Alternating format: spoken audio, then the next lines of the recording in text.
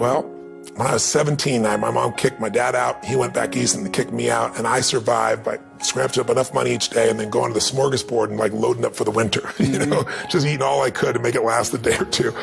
And I thought, okay, that's what I'm going to do. And I walked, 'cause I didn't want to take my car and the gas or pay for parking. Didn't have that kind of money. And I walked 3-4 miles from Venice to this place in Marina del Rey. It's still there.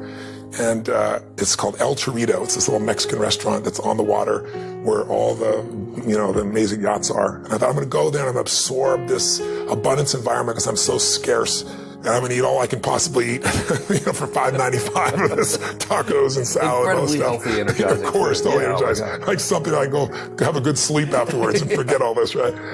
And I went in, I loaded up for winter, and I ate all the stuff. And I'm looking out there, and it was a beautiful day, and it was gorgeous. And so I got up to go pay, and as I got to go pay, in the front door walks this little boy, probably 8 years old, and 7, 8 years old.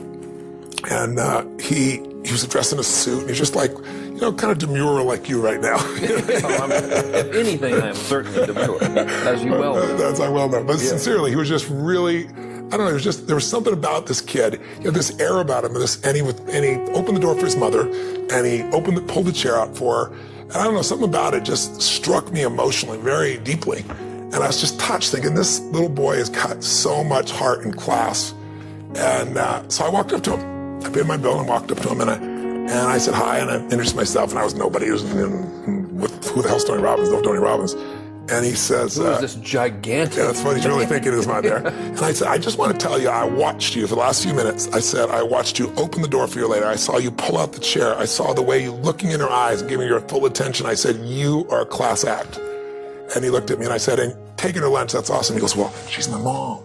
You know? And I said, that's even more cool. And they said, well, I'm not taking a lunch because I don't have a job yet. You know, I'm 8. You know, and I said, I looked at him. I said, yes, you are.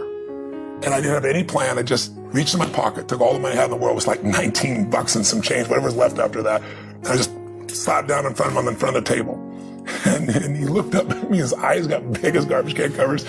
He goes, what's that? And he smiled. I said, that's yours. He goes, I can't take that. And I said, yes, you can. He said, how come? I said, because I'm bigger than you are. And then I didn't say another word. Every time. I didn't say another word. I just turned. I didn't even look at his mom. I wasn't doing it for attention. And I walked out that door.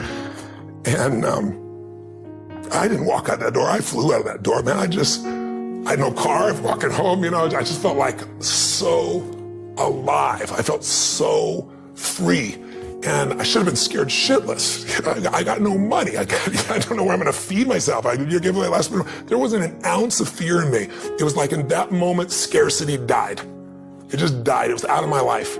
And I went home that night, and I had no clue what I was going to do. But I was like excited and inspired, and I started writing out this plan. And I thought, well, people fast all the time. I can fast for 4 or 5 days. You know, it's probably good for me. You know, I can eat after that meal. And I got this little plan in my head, and I'm going to work it out. And I woke up the next morning, and I had no fear in me, and I'm going to go work my plan. And the old snail mail arrived, and there I get this old envelope in the old days. Right, tear the thing open, and it's a check from the guy who wouldn't even return my phone call for more than $1,000. There's some interest in, and you know, $1,200 in those days would cover my butt for 2 weeks to a month, right? You know, it's like, and I started to cry, and I'll never forget. I was thinking to myself, what does this mean?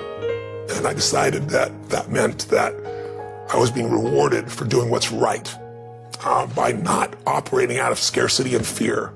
It was spontaneous, it was authentic, it felt right, and I did what felt right, and I was rewarded, and I believed in my mind, I still believe to this day, it may not be true, but that was grace. And so from that day forward, it was just like, just do more, give more, share more, create more, and what you need will be there. It's like air. You don't stop to think about when you take a breath whether it'll be there or not. It's always going to be there. Yeah. You just got to do your part.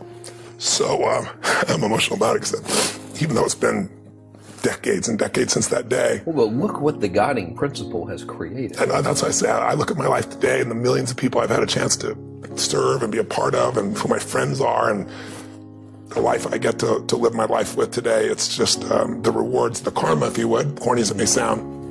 And so, you know, for me today, just recently, I was thinking about it, it's probably why I'm so emotional. I was thinking about where this journey